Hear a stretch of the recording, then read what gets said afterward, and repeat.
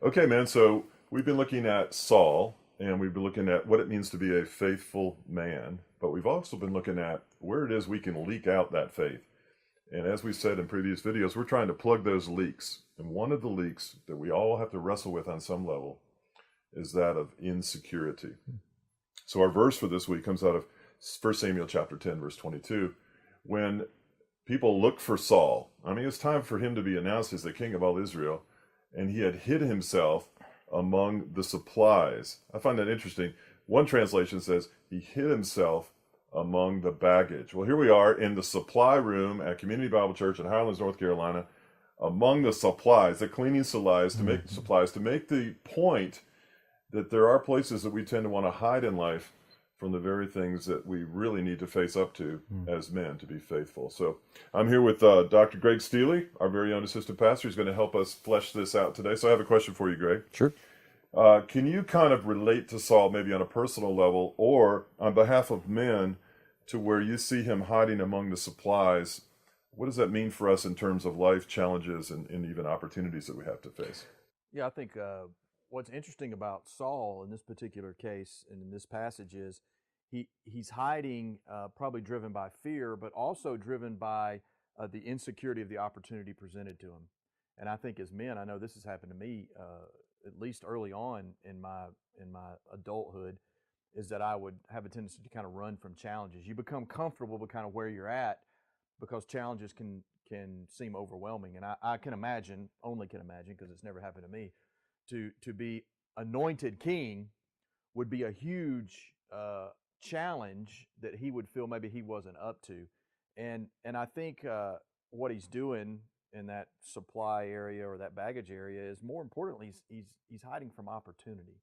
And I think that's what's the most detrimental to us as men, is when we hide from God's opportunity for us, whether that's the opportunity to speak in the lives of our wives or our children, even guys out there that are struggling maybe with their marriages, and there's an opportunity for them to get help or counseling, and they shrink from that opportunity, right? Pride causes them to kind of shrink from it. So I think as men, we've got to kind of embrace the fact that many of these things we view as obstacles or we view as overwhelming challenges are actually opportunities from God for us to rise. Yeah, I see that. Like it could be as small as like you got a to-do list for the day, and there's one thing on there that is you perceive is really going to be difficult. I mean, it's the hardest thing on there. You got to call somebody, they got to call you. You got to deal with some issue you don't want to deal with. Typically, what we do is we procrastinate, which is another way of hiding. We put it off to another day when we don't want to confront it. But when in reality, it's really an opportunity, as Greg says. It's an opportunity for what? To get that off your mind. And what happens is we put it off, and then it becomes bigger and bigger and bigger. And it becomes heavier and heavier. And all of a sudden, we've created this thing that's huge that really was just a phone call. So sometimes we hide by not dealing with the difficult thing first, and the rest of the day is a cakewalk. But we hide in all different other areas too. I know some people come to me for marriage counseling from Franklin or other towns, and they won't go to their own church because they want to hide in that security of not being found out that they're not perfect. So we hide in religion, we hide in procrastination. Sometimes, you know, some of us hide in a bottle. We hide in fantasy. This pornography thing is a way of hiding or escaping. And this is what Saul's doing. And as Greg says, huge opportunity. I mean, I know it's overwhelming to be called king of Israel, but for crying out loud, it happens on a daily basis with us. We need to guard against that because that's a leak where our faith leaks out and we're no longer faithful men. And sometimes we need that courage to face up to it. Yeah, and you said it, like the opportunity of the call, he had to be king. So I have a question for you. What is it that you think keeps some men fearful of this call God has upon their life?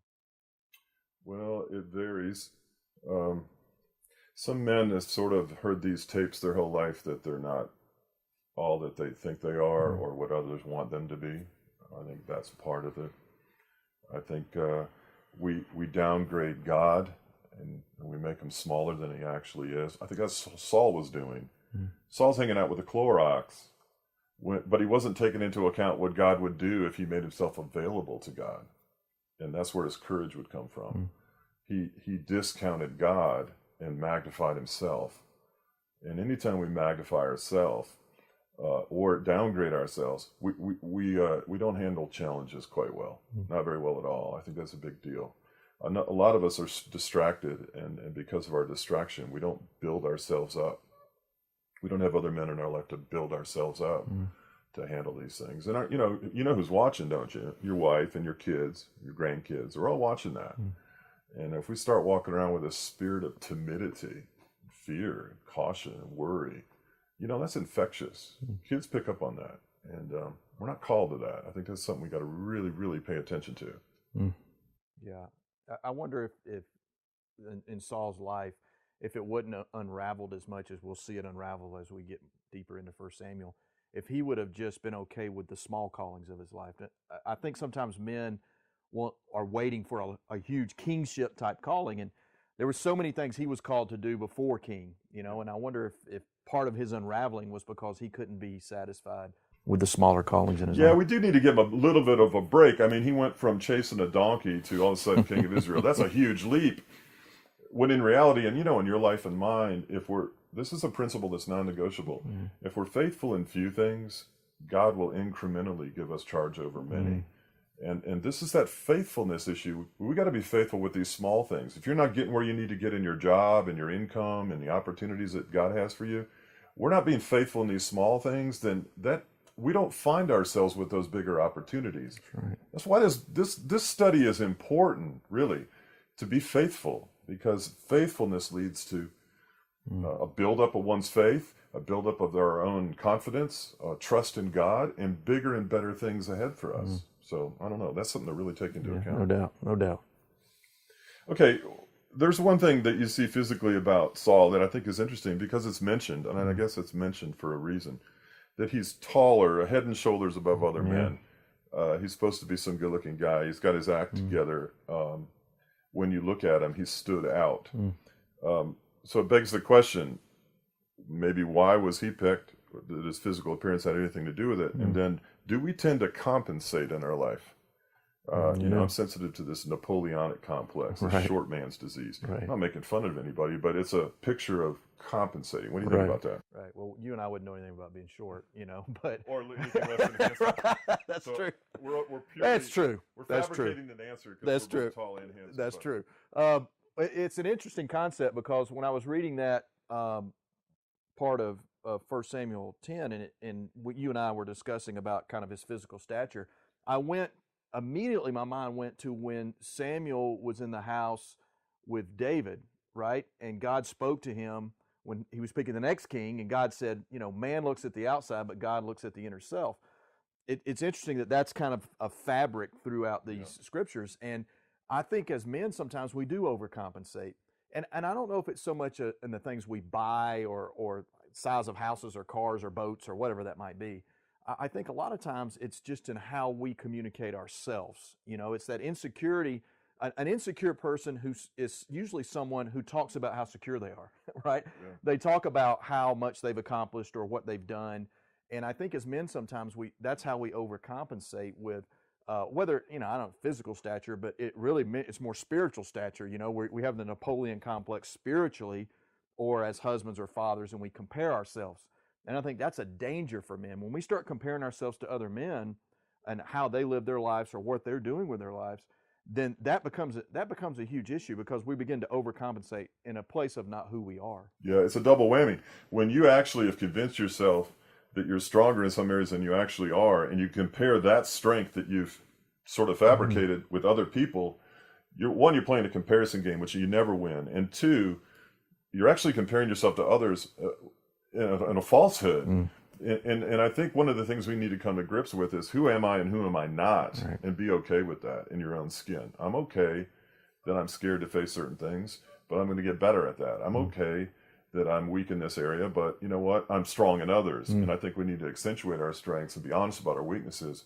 One of the things that probably is an indication of that we're a little too high opinion of ourselves is we never say we're wrong. If you're never apologizing, you're never confessing, you're never saying you're really wrong, it's kind of an indication you're kind of living in an inflated kind of reality. And I think we need to downgrade ourselves in an honest way. Why? Because the truth will set us free. So in this study, we're picking on Saul a lot. We're not trying to pick on one another, but we are trying to be honest about what our starting point is on this journey.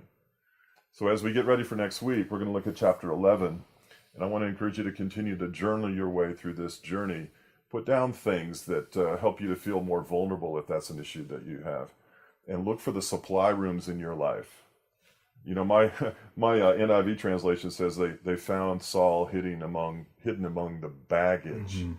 And here's something to think about. If we don't deal with the baggage in our life, we end up in the baggage room, where life is exciting and opportunistic out there. We're in the baggage room. Mm-hmm. We're in the supply room. Two things before we leave. Baggage, unresolved, creates a real heavy heart and an ineffectiveness in life. And two, wounded people tend to also wound other people. And we've gone kind of into this icky, like, negative part of this journey in these kings, but it's a necessity to do that. So I want to encourage you to journal this week, read chapter 11, become very familiar with it. Don't cram at the end of the week. Do a little something every day if you can. Start to pray. If you're not a praying man, start to pray. Ask God what that's all about. And we'll get back together next Sunday, and we'll start to look at something really cool called renewal. Hallelujah. We'll get out of this negative stuff into some decent stuff. Okay? All right. Have a great week, and we'll see you on Sunday. Yep.